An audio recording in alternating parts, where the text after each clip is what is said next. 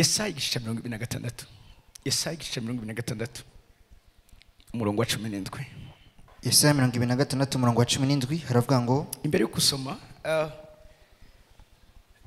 murabizi ijambo turiko turiga kuva ku kwezi gutangura dufise umwaka wo kugaragazwa ariko kugaragazwa turiko turavuga urufunguruzo rwa mbere no gupfa kuri twebwe kwiyankana kwikorera umusaraba wa Kristo Yesu tukamukurikira nukwemera tukava mu zone yacu de confort tukaja Imana idushakira.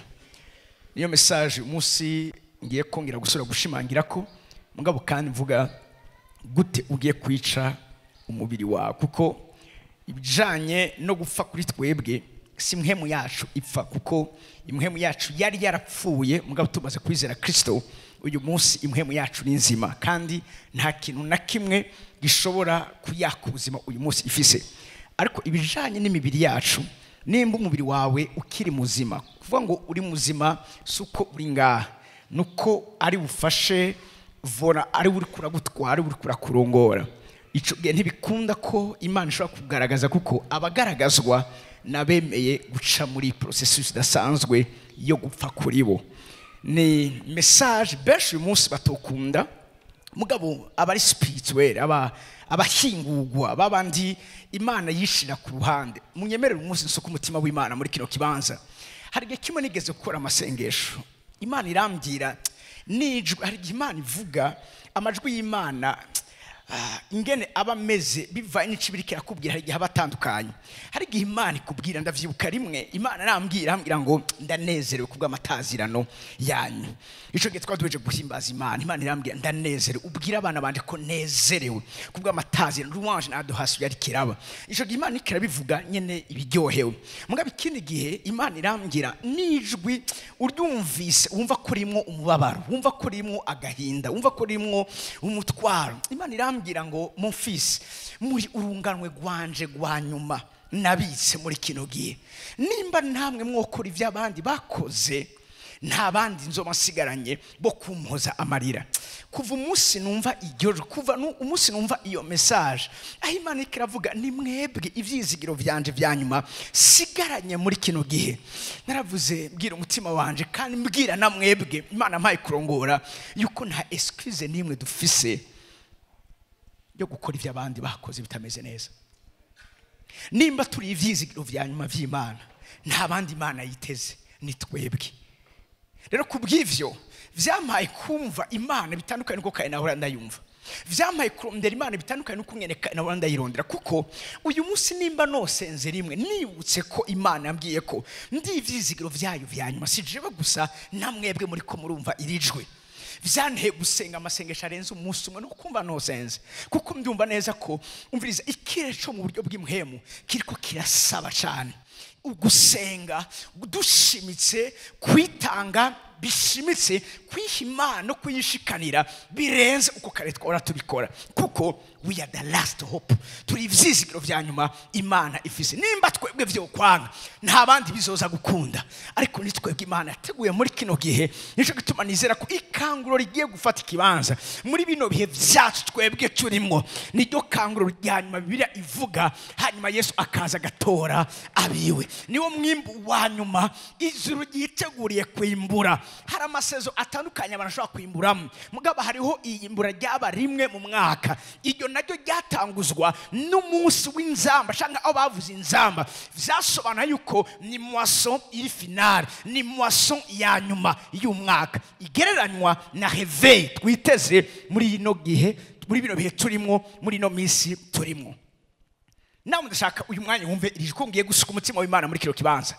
Iyo Imana ikubona nk'ivyizigiro vyayo vya nyuma ibi uvyumve neza ko izokwama ikubwira ivyo itabwira abandi.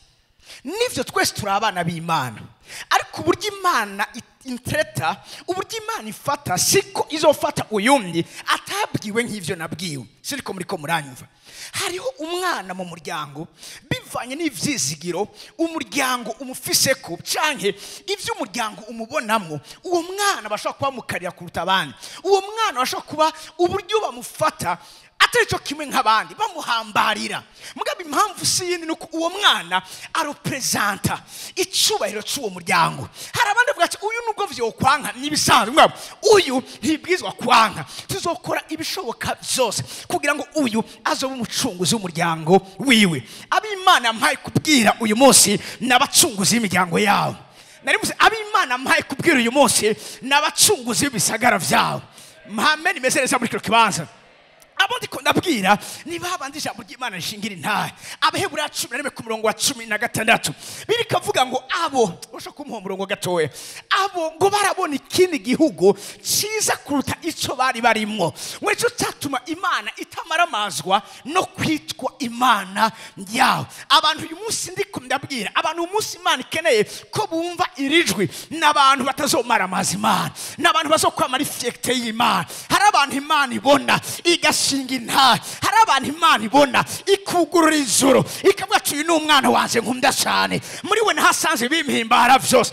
Amen. Ya muri kino kibanza hari abantu Imana ibona ikabwira Satani ati wabonye wamurikura nyimokako igihe cyose, mugabo uyu nawe umuvuga kwiki, uyu nawe umucinjiki, uyu aratandukanye na babandi, uyu kandi ninakorana nawe azonzanira n'abandi maze tube bese. Amen. Ya muri kino kibanza turi muri nosi kugira ngo tube icubahiro c'Imana, turi muri nosi kugira ngo tugaragaze icubahiro c'Imana. Uvyize numva amen. Ya muri kino kibanza abandi bose bashobora kuba barondera Imana kubera ivyifise, ariko wewe nturi ngaho kugira ngo urondere Imana kuvyifise. Wewe uri ngaho kugira uyirondere, umenye ico igomba, umenye ico ishaka, umenye umugambi ifise, umenye agenda ifise, umenye ingene mugiye gukorana nayo. Pura avuga ngo nuko dukorana nayo. Hari abantu bakorera Imana, hari n'abantu bakorana n'Imana. Abakorera Imana bari biblique, abari spirituel bakorana n'Imana. Hari abantu Imana idashobora kuyipasa, hari abantu Imana idashobora kuyikabusha mu vyo ikeneye gukora. Niyo yavyibagiye isubiza agatima inyuma ikavuga ngo mbega hari icyo nokora ntibiyakabanga umusavyi wanje. Hari abantu bameze gutyo, ab'Imana ibabwira ibijanye n'ubuzima bwabo, ingene bagiye kuronka ubuzi, ingene bagiye gukora mariage, ingene bagiye kuronka amabooks. Abo bantu Imana ibabwira ibijanye n'agakiza k'ibihugu, ibabwira ibijanye n'umugisha w'urunganwe. Siriko babantu bakiri muri kino kibanza usenge muhema Imana gufasha kwakira ibigiye gutangirwa muri kino kibanza. Wewe ntabwo uri umuntu asanzwe. Hari abantu Imana iha kwiyumvira kubw'urunganwe. Birababaje kubona uyu munsi tubaho ku munsi kandi vyashu bigarukira kuri twebwe nyene, ariko ubundi iyo umaze kuba spirituel amaso yawe ntasubira kuraba uri kurabona, abona utari kurabona. Bibiri ijambo ry'Imana rirambwira yuko umunsi Aburahamu atanga ikigira 10 ciwe ngo yarahezagiye urura rwiwe. Abaheburayo igice c'indwi yatanze ikigira 10 yaracitangiye, yaragitangiye abazomukomokako aribo harimo Lewi, uwo nawe aribo abantu baza bakizaniye. Bisobanuye iki? Hari abantu ivyo bakora bihezagira amageneration zo bakomokako. Hari ibintu ivyo bakora bizohezagira abazoza inyuma yabo. Lewi yaje ari generation ya 4 kuko imbere ya Lewi harabayeho Isaka, imbere ya Isaka yakomotse ko Yakobo, Lewi akomoka kuri Yakobo. Niko icyo yakoze cyaragiye kirarengera generation ya mbere, kirarenga generation ya kabiri, gishika kuri generation ya gatatu, gishika no kuri generation ya 4. Aho ni Imana dushaka. Ico dukora cyose tugikora dufite ikiciyumviro, mbega abo mbunganwe gwanje gwa gatatu bazoba nkomotseko nigiki nzoba ndabasigiye. Atukoma tuvuga amabanga y'impwemo. Siko ravuga ibiri biblique.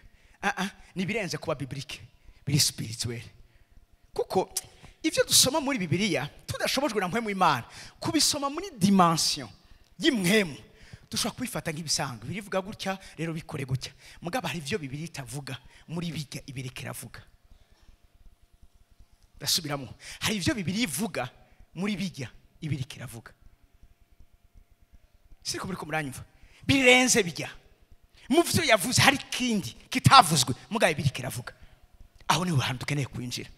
Harimo vy'ukuri indoto yanje no kubona ubuzima bwawe, ubuzima bwanje tuba abacunguzi y'imiryango yacu. Hari umuntu mu muryango aba ari hope, abari reference. Sindi ko muri ko muranyumva. Uyu munsi ari abantu babaye ivyo kora ama reference. Iyo bavuze ngo hari abantu bavuze ndaruhutse, uwo muntu ni si umuntu, ararenze ku muntu, uwo muntu ni ikintu. Tugire ubwenge bwo kubaha abo bantu babaye inkingi zidasanzwe. Uko yoba meze kose, hari umushike yamenye, ndamwubahira nubwo ho vyo bavyaramugoye mu nzira. Mbabwire, umusirikare ashobora gutwenga uyundi barashe n'utaraja ku rugamba, kandi utazi ivyo rugamba igene bimeze. Ku rugamba umuntu araswa kubera ko yabaye umunyantege nke, hari igihe araswa kubera ko ari wari imbere yabaye umuhizi. Mu ntambara kera ba Dawidi bagwana, mu ntambara zaba kera nta kindi barondera umwami. Ico gituma wasanga afise abamucungera benshi, kuko bashoboye gushikira umwami. Murazi Ahabu ingene yapfuye, yiyambisa umwambaro utari gwiwe, umwambaro urahusha, ucugeraho ivyuma bifataniriza, maze uramutobekeranya arapfa. Iyo umwami apfuye igihugu cose gicika intege. Bwira umuntu rwanda yiwawe uti uri umwami, ari umugore canke ari umukobwa umwita umwami kazi. Ngira tutabura igituma ibitero byose biza byiyashana kuri wewe. Satani avuga ati urya nka muronka, famiye yiwe ndayironse, kuko urya ni wanteye ikibazo. Mpame nimeze neza. Ejo navuganye n'umukobwa wanje umwe, arambwira ati daddy unsengere. Ndamubwira ndagusengera ikati mfise umuntu w'umurozi kazi kandi no muri famiye yaduteye surprise yuko aza kuza. Ati mbwa Imana imaze imisi mumbwira ko ibintu. Ati ku buryo umunsi umwe mu ndoto namubonye ariko arambwira ati wewe warananiye, ndagerageza no kubana bawe. Hari umwana muri December yafashwe aburi mhemu, bamujana muri reanimation amara y'amasomene, atigeza gwara ikintu nakimwe. Kumbe hari umuntu yari karamurondera. Arambwira ati uwo muntu yaza kuza muri famiye kandi iyaje ndagwara na permera gacagwara. Arambwira ati nkora iki? Ndamubwira ntimusivye ntaze. Wo ntibikunda. Ndavuga nta kundi hagarara urwane. Hari abantu bazi ko bashoboye kubashikira. Birivuga gute? N'Imana haragera ahantu kene guhana, kandi ari byo nyene bikwiriye. Mbwa akavuga ngo nkubita umwungere intama zigira iki? Kubera iki Imana igira ikibabagwe cyo gukubita umwungere? Ni kubera intama. Imana sikijuju ife gukora ibintu iramazi gaharura igakarukira na ama consequences azoba ya ingaruka mbizi zoba izi. Esko muriko munava muri kino kibanza Imana kufatire kubw'uyu muntu amaze gucika ikintu ntakiri umuntu. Bwira umuntu rero andi wawe uti uteza gucika ikintu. Sauli ahura na Yesu, Ananiya yabwiwe ngo genda kuko uwo muntu ari ikintu nitoranirije. Ivyakozwe mu 9:15 uwo muntu ni ikintu nitoranije. Hari abantu muri nosi ari ibintu ari ama instrument y'ijuru Imana yishiriye ku ruhande, ukibona gusa nk'umuntu utaratawura ko maze gucika ikintu. Genda muri Yesaya 49:2 mugabo aha ndahaguma muri Yesaya ntame gato. Yesaya 49:2 mpera tusho umuntu hero andi wamubwira uti wagize neza kuza.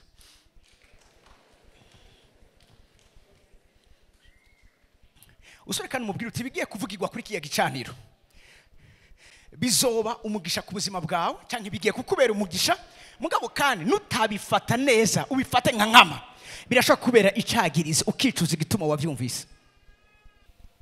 Vendredi nagiye guhambisha umutama yasengera muri rishengero mugabo ataje ngaha. Yaramaze imyaka irenga 11 agwaye atava mu nzu, mugabo yafashwa n'inyigisho yumva niyigisha kuri Destiny FM. Hama umutama umunsi umwe arandondera, ntiyarazi ko nkorera ngaha nabo yaba ngaho hafi.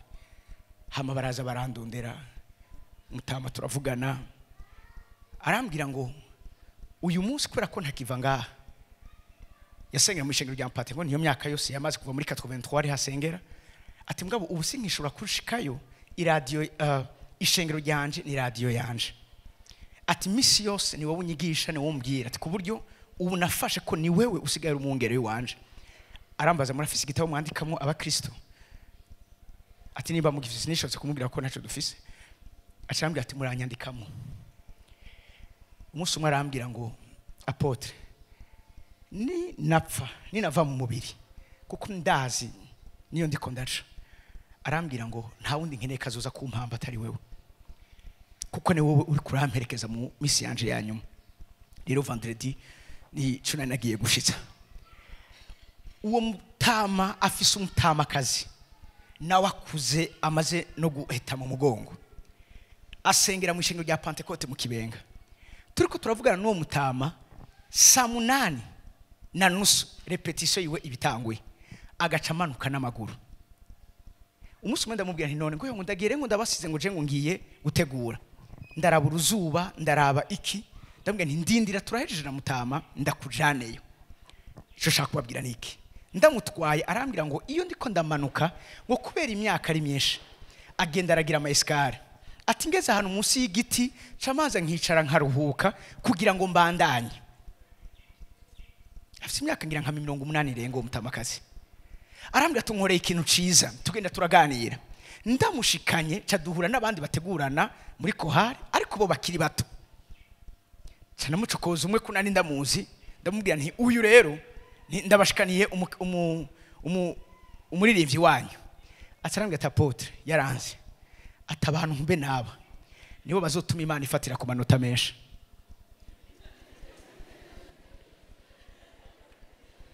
Ati kuko raba twebwe turacabasha dufise imiduga turacegwa ariko umutamakazi yava ndabizi kuhazi raba aza bukebuke kugera ashike kandi ntacegwa ngo abantu be naba nibo bazoba ivyagirije imbere y'Imana kuko wowe uzuza ngo Mana ngurumva ngo nabakure Imana ishagurutse umuntu nk'uyu atuna urazi yo yaba reka ndakwereke gatoya filme yiwiwe ingene yaja gutegura ingene yaja gukorera Imana.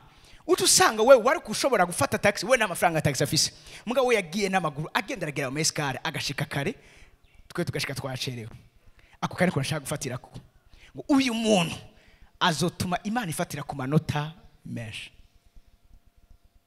apana kuja mu ijuru guhabwa ibitsibo. Siriko turi kumwe n'abantu muri ngaha nico gituma nabwiye nti ndaza kubabera umugisha mugabo undi mwanya shobora kubabera icagirije ngo ugiye kumva aya majambo ugiye gutuma Imana izofatira ku manota menshi. Ntaco no gutama amen je ndabandanya kumanda n'umundi ntiwabiteze amen kumanda kuko aha mwese nabazanye muri cimetière nabazanye ahantu imibyanyu mugiye kuyicira hama mutangure kubaho ku bwa Kristo gusa nibwo buryo bwonyene bwo gushobora gusurviva ibi bihe turimo nibihe tugiye kwinjiramo ubyize numva amen. Nako ndavuga ngo ntubu umuntu ucika ikintu surakana mumbwire kugira ngo tugende neza uti ntukaba umuntu gusa ubucika ikintu. Haleluya. Ini verse mu verse nkunda avuga abantu bacitse ikintu. Listen biravuga ngo akanwa kanje akagize nk'inkota. Mbwira umuntu hari wande yiwa mbwira ngo akanwa kawe akagize nk'inkota. Abahora bagakoresha ibitandukanye n'ivy'inkota ikora uyu munsi musubire ku murongo. Akanwa kawe sako kuvuga amajambo yari yose kuko uyu munsi navuga mu byo tubwizwa kwica harimo n'akanwa kacu kuko ibicumi uyu munsi tutaba abapfuye kuri twebwe harimo akanwa kacu. Akanwa karatuzura, akanwa karadukura ku musaraba, akanwa gasubira kutugira abazima kandi Kristo akeneye ko dupfa hama tukabaho kubwiwe. Akanwa kanje yagahinduye nk'inkota ikarishe. Inkota ikora iki? Irakata. Muriko muranyumva? Inkota ikora iki? Irasogota. Ndababibabwira cyangwa sidabivuge. Muri Yesaya nyene muga ntituza kuhaca cyangwa naho twuhaca. Genda 54 verset 16.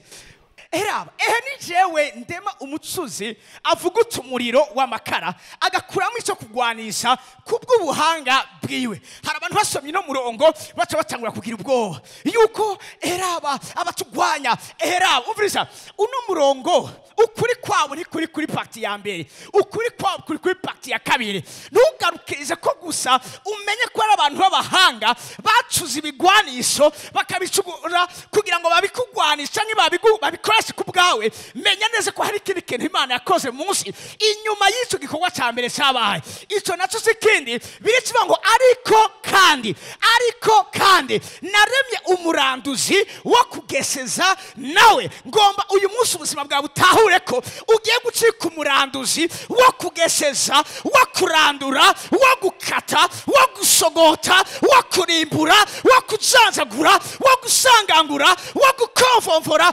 Igikorwa cyose umugwanizi yagerageje gukora, yaba ku muryango wawe, yaba ku buzima bwawe, yaba ku runganwe rwawe, icyo umwanzi cyose yakoze tugiye guhaguruka nk'abaranduzi bagiye kurandura, bagiye kugeseza ibyo yakoze. Ubyizeye nuva amen ya muri kino kibanza. Vuga ngo ndi umuranduzi. Uti ndi umuranduzi. Uviriza basho kwicara bakagira inama z'ukungene uviriza baguhombya, ariko umenye neza kuri umuranduzi ibyo bakoze byose mu mwanya mutoya ugiye kubihindura ubusa. Ubyizeye nuva amen ya muri kino kibanza. Ntubu umuntu ucika ikintu. Twasuye muri Yesaya 49:2, akanwa kanje akagize nk'inkota ikarije, amisha mu gitutu cy'ukuboko kwiwe. Kandi yampinduye. Ndafise abantu bariko baratorezwa intambara muri kino kibanza. Mbabwira hari igihe Bibiri tubwira ngo twivune umuhagarare mudatsinzwe ku munsi mu baba baguteye. Mungari igihe birivuga ngo nabari wo ukora igitero ku mwansi wawe. Hari igihe utarindira kwivuna, ahubwo utera uwo guteye. Nico nabigisha hano ngaha mu mbabare, sinzobigisha muhagarare mugire gutya. Abiri bigwanisho byo mu kuboko kwawe kw'iburyo. Hari ibigwanisho byo mu kuboko kw'ibubamfu n'ibigwanisho byo mu kuboko kw'iburyo. Ibigwanisho byo mu kuboko kw'ibubamfu nivyo kwidefanda, n'inkinzo bateye umwami, niyo kugira ukwizera kwawe nuko kwidefanda. Iyo wizeye uri kurazimya imyambi irumba ya sekibi. Ariko mugabo kandi biravuga ngo mwabire inkota, niryo jambo ry'Imana. Inkota siyo mu kubamfu, inkota niyo mu kuryo. Inkota siyo kwidefanda, inkota niyo gutera. Ijambo ry'Imana muri ko murahabwa si iryo gusa, ni iryo gukora ibitero. Iri jambo muri ko murumva niba birivuze ngo yaminduye umwamusenye. Umwamusenye ugira iki? Ugenda ugakubita obstacle, ugenda ugakubita umwasu, ugenda ugakuraho inzitizi. Uyu mwanya mutahure neza ko muri abantu Imana yahinduye imyamisenye igiye gukoresha muri kino gihe, yaba umuryango wawe, yaba ku kazi kawe. Muri imyamisenye yakarishwe kandi yasizwe umara kugira ngo igende ikorera Imana igikogwa. Umurongo wa 3. Aho nyene garuka ngaha nyuma. Ariko ngo kandi yampinduye umwami usenye mu mutana wiwe. Umutana ni iki? Nagasaho gatwaye imyami. Mbabwira ikintu kimwe, muri ko murahabwa imyami kubw'intambara zitarabaho mugabo zizobaho ku bwanyu. Umusiguzi 13. Itegereze igikorwa c'Imana. None ninde yoshobora kugorora ico yagoramitse? Hacho ngomba kuvuga hano muri kino kibanza. Yo biravuze ngo iyo igiti gitemba kigwa iyo gihengamiye. Nimba gihengamiye ntikizogwa ngaha. Nimba gihengamiye aho nyene gihengamiye niho nyene kizogwira. Aho tumbereye mu yani majambo niho nyene uzogwa. Nimba utumbereye mu byo kwizera uzogwa mu vyamwa byo kwizera. Siko muri ko muranyumva. Kuko Imana yagoretse, ndashaka kuvugisha ko gateye umwanya mutoya. Nimba Imana yagoretse ibijanye n'ivy'imigambi y'abansi ku buzima bw'iwawe, ntawe uzoshobora kuyigorora. Aho nyene yabigoramikiye, aho nyene yabikatishirije, niho nyene iherezo ryavyo biri. Mwene majambo kugorama kw'ikintu ni intango y'iherezo ryo kugwa. Siko umuntu ariko muri kino kibanza, ariko numva ari karagora ni kugoramika. ariko numva ari karagoramika ubukene bw'amajenerasiyo mu muryango w'iwawe ninde azoshobora ntawe uhari siriko muri ko muranyumva hari ibintu ndiko ndabona ku buzima bw'iwawe uhoraho ari karagoramika ibyo ari karagoramika ni byari byaje kugira ngo bikubere igitsitaza bikubere insitizi yo kwinjira muri destiny yiwawe uyu munsi naje gutangariza nk'umuvugishwa n'Imana ivyo bintu Imana ikirabigoramika inyuma y'umwanya mutoya bigiye kugwa aho yabigoramikiye nyize amen message muri cyo kibanza ntabwo uzoshobora kubikurayo ntabwo uzoshobora kuvuguruza Imana yavuze ko bigorama bigiye kugwa aho nyene Imana igoramiye ikintu cyose kitavuye kuri yo hejuru ubuzima bwawe Bibiliya ngo igiti cyose kitatewe n'Imana kizoranduka ivyo vyose ureyereza mu buzima bwawe bitavuye ku Mana Imana ibigoramike yongere ibigwisha aho nyene vuga ngo ari karabigoramika kubigoramika ni nk'agacu k'imvura ibigiye kugwa imbere uko imvura igwa hatangura agacu hatangura ikimenyetso misi yose ikintu gikomeye gitangurwa n'ikimenyetso imisi yose hari event ikomeye hari ikimenyetso kibwirizwa kwerekana ko hari ikintu kigomba kuba kubwo gutsindwa kw'abansi bawe kubwo kunanizwa kw'imwemu n'ibicaniro byagwahiriza ubuzima bwawe Imana itanguye kubigoramika umuheyi ndabivuge sinabivuge vuga tubivuge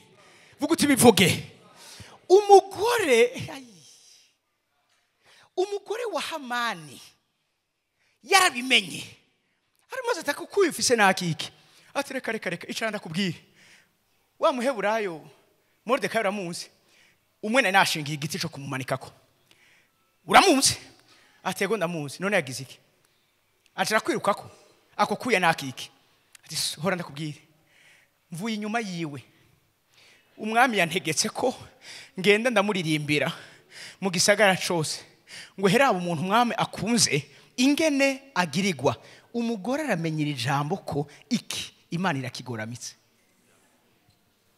yashaye mu profesi aramubwira ati ikosa twakoze nuko tutigeze tumenya ubwoko bwiwe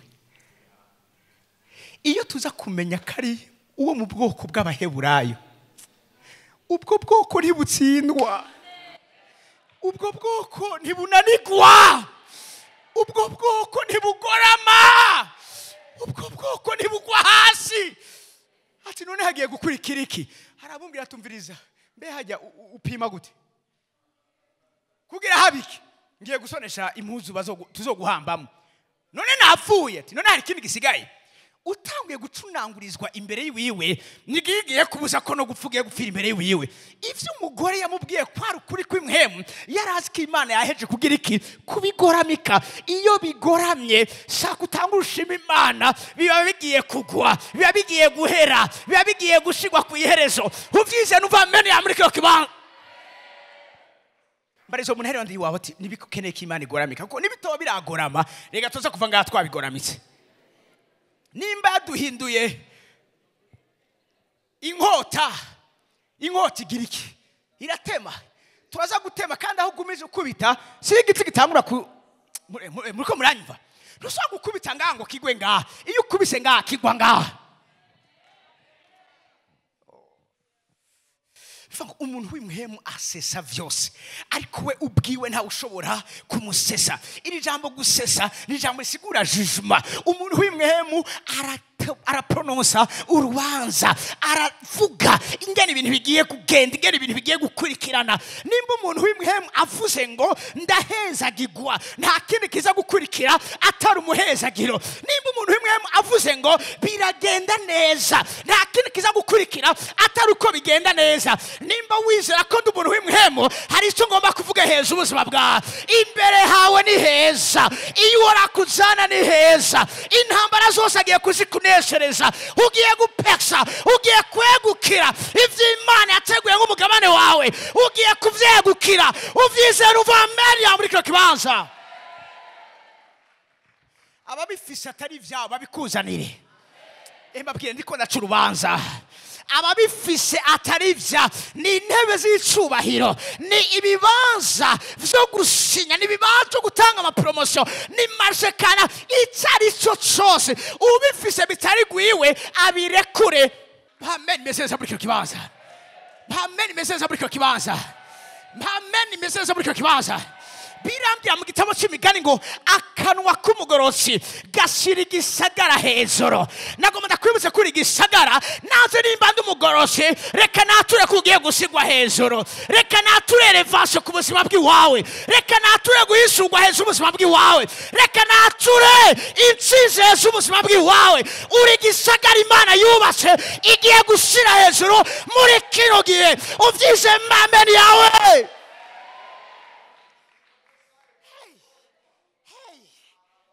Ico wokwifurije umuntu ukunda ndakikwifurije mu izina rya Yesu. Ico wosengeye umuntu ukunda yakugiriye neza ndakigusabiye Imana mu izina rya Yesu. Iyo yabigoramise niyo yabigiye kugwa. Ndabona ibijanye n'imivumo ya karande ariko arabigoramika mu miryango yacu. Ntabazosura gukenyuka nimba umuryango wawe bakenyuka ubiriza turashize ku iherezo ibijanye n'imfu ziri premature ibijanye n'imfu zo gukenyuka izo ndazanse abo twakomotseko n'abadukomotseko bazobona kugira neza kw'Imana. Biravuga ngo umwete uhoraho uzoshitsa ivyo umwete uhoraho ushitse ibiriko biravugwa kuri kino gicaniro. Imana ikurinde gukenyuka, Imana ikurinde impanuka, Imana irinde kigufa ryawe ko rifunika. Amen. Ya muri kino kibanza ngo abatewe mu nyubakwa z'Imana, abatewe mu rugo rw'Imana, abatewe mu rugo rw'Imana, abatewe mu rugo rw'Imana. Ndafise mama n'abapapa abahungu n'abakobwa batewe mu rugo rw'Imana, abatewe mu rugo rw'Imana bazototaharira mu nyubakwa. Gira umuntu rero ati gutotahara n'umugabane wawe. Uti gutotahara n'umugabane wawe. Gutotahara n'umugabane wawe. Gutotara n'umugabane wawe. Amen. Meze neza. Yesaya 54 mpaka umurongo wa 17. Ndabivuga haravuga ngo ntaco kugwanisha bacuriye kugwanya kizogira ico kimara kandi urimi rwose ruzoguhagurukira kukuburanya. Uzorutsinda inama zose bariko baragira ku bwawe, inama zose kugutsindisha, imigabo n'ibigambi yose iza kugira ngo ikugirire nabi itsindwe.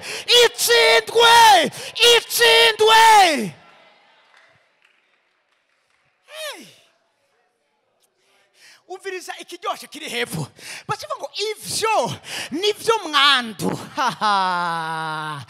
These benefits ivyo nivyo mwandu birasobanuye iki? Izi nizo nyungu zacu, ubu niwo mugabane wacu, ibi nivyo Imana yaduteguriye. Sinzi kuri ngaca ngiyo batashe ariko ndikora ngo ibi nivyo mwandu wawe, ibi nivyo Imana igusezeranira, ibi nivyo Imana kuvuga ko, ibi nivyo Imana yateguriye ubuzima bw'iwawe, ibi nivyo mwandu wabasavye Imana. Numva ameni abasavye Imana muri kino kibanza.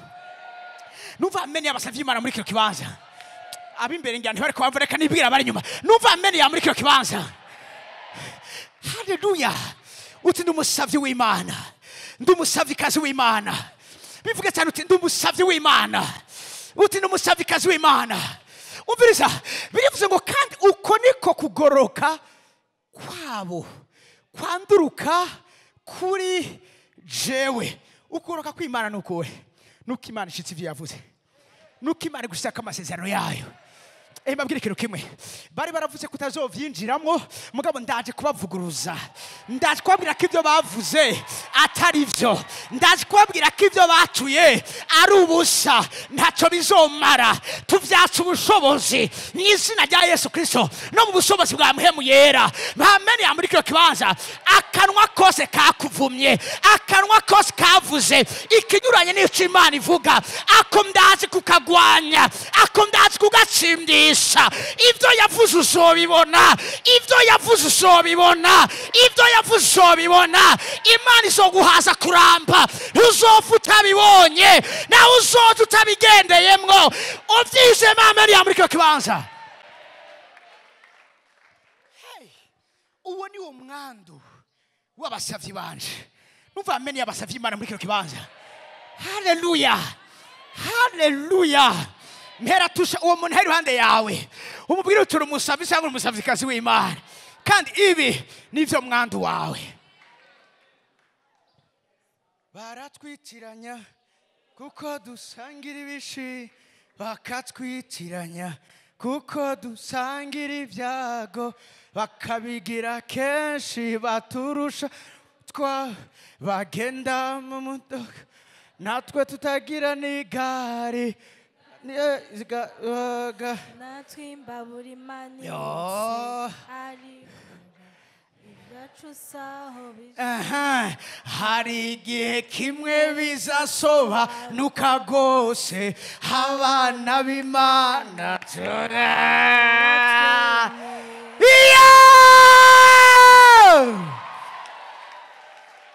ngira umuntu yarondeye ati aka karimbo kabubahanuze ejo ubuzima bwawe kagucikira ubuhanuzi ejo ubuzima bwawe igihe cy'uko batwitiranya gishize ku iherezo igihe cy'uko badukomfoda n'abandi kirarangiye igihe cyacu kiraje igihe cyacu kiraje igihe cyacu kiraje igihe cyawe kiraje igihe cyawe kiraje bigiye kumenyekana ibyo byo guhishurwa byashishe ntibazokongera ntibazokongera ntibazokongera kukwiciranya n'abandi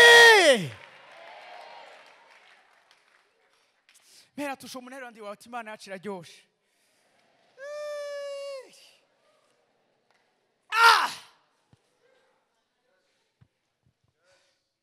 utaretse ibiganza byawe utaretse ibiganza byawe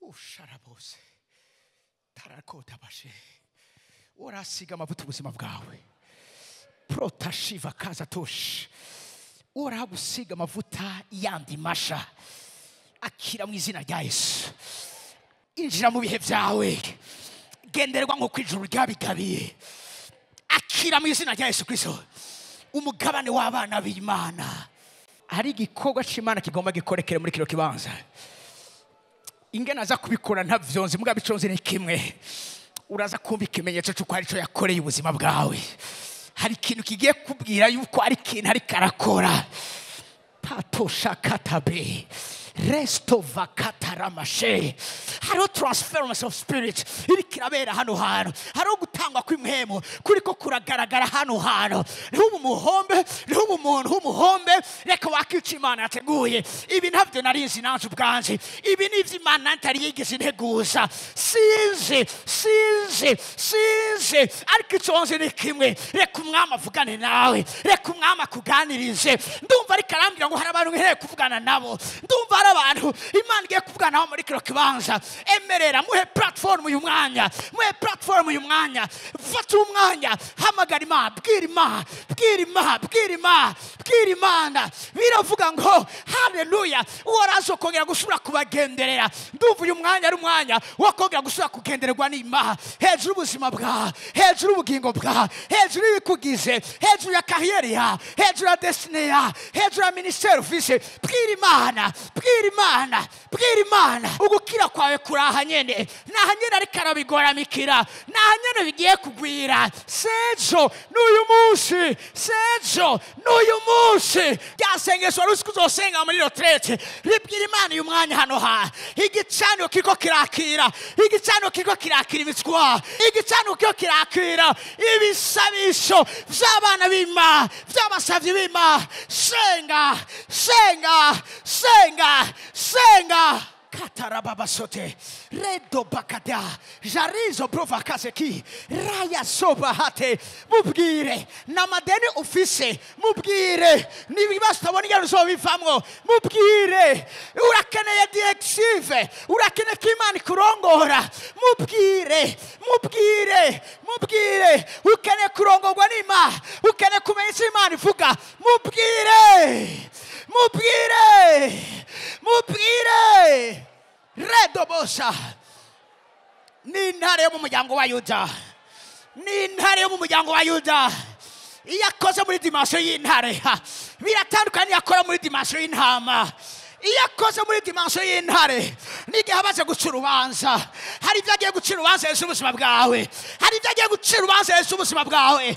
Mwe yera genda, mwe yera kora, mwe yera genda, visita abana ba, vugisha abana ba, korera abana ba.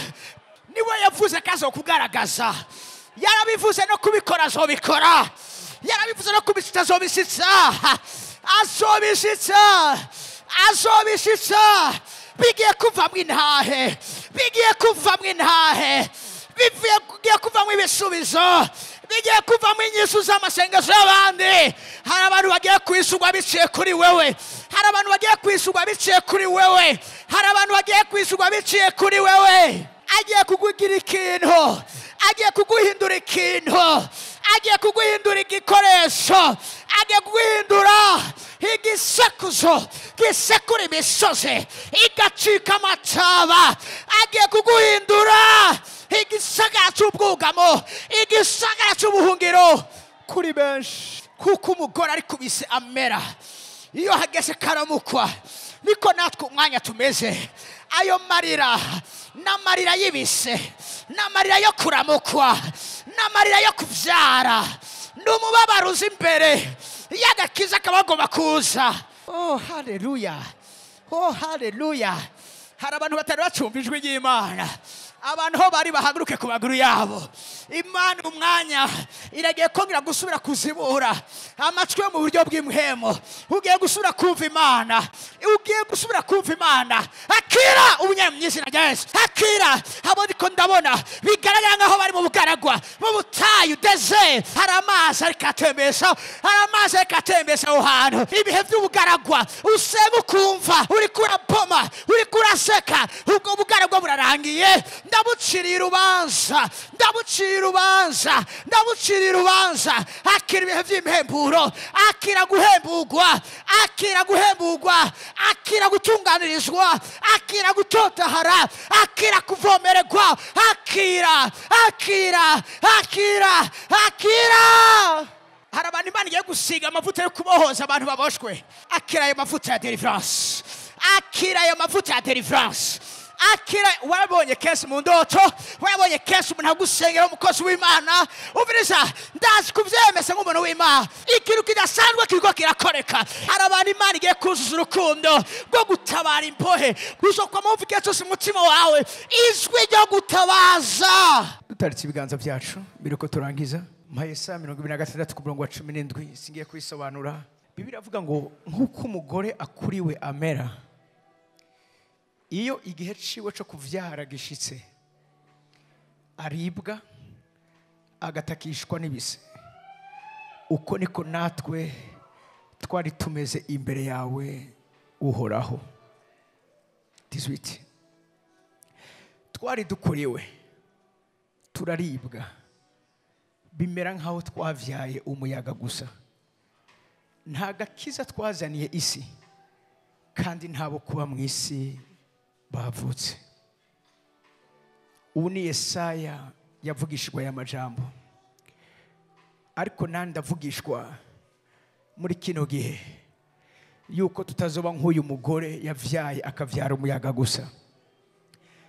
Ubuzima bwacu bugiye kuvyarira isi agakiza. Ubuzima bwacu bugiye kuvyara abo kuba mwisi.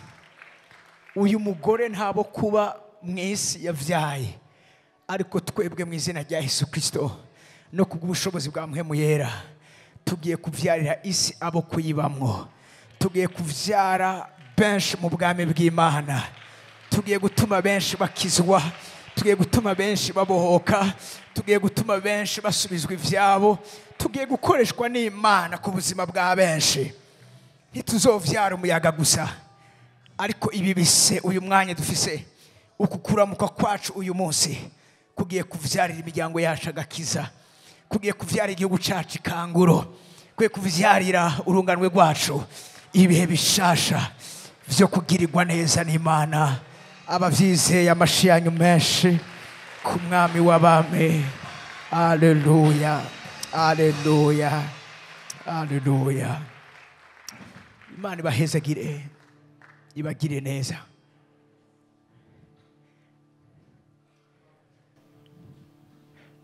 Aya majambo yose abacikire umugisha, ntazacike icagirije. aho uzobazwa imbere y'Imana ati kubera kurya atambwiye ubutumwa, kandi wari wamenye neza ko waje kugira ngo abataramenya babashe kumenya. Ariko aya majambo adusunikire, acana umuriro muri twebwe, abize umuriro muri twebwe wo gukorera Imana nk'abakozi bayo bo ku isaha ya nyuma, kuvugira Imana nk'abantu ba nyuma Imana isigaranye bo kuyivugira. Bibe byinshi muri twebwe, dukorera Imana ntiducobogore, kuko ubutame bwacu atari ubw'ubusa muri we. Imana ibahezagire kandi bagire neza. Mujana umugisha w'Imana, ndabahezagiye mu izina rya Yesu Kristo.